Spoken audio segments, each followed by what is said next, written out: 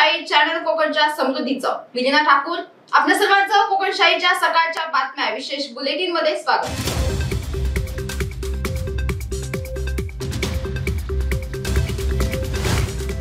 सिंधुदुर्ग जिल्हा परिषदेचे मुख्य कार्यकारी अधिकारी प्रजित नायर यांची बदली करण्यात आली आहे। त्यांच्या जागी सिंधुदुर्ग जिल्हा परिषदेच्या मुख्य कार्यकारी अधिकारी पदी मकरंद देशमुख यांची नियुक्ती करण्यात आली आहे। याबाबतचे आदेश बुधवारी अप्पर मुख्य सचिव नितीन गद्रे यांनी काढलेत।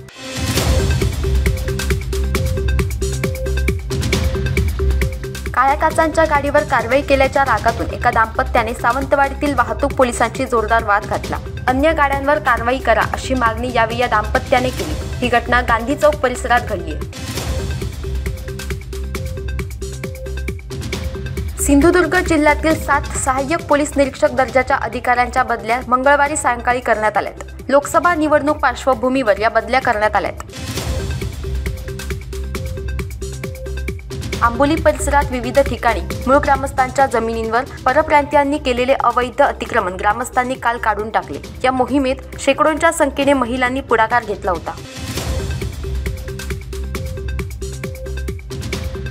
मालवण तालुक्यातील देवळी कोळंबी प्रकल्प येथील चाळीमध्ये महादेव गोपाळ हलदार वय 56 मूळ राहणार पश्चिम बंगाल या कामगाराने गळफास लावून आत्महत्या केली। ही घटना मंगळवारी दुपारी निदर्शनास आली।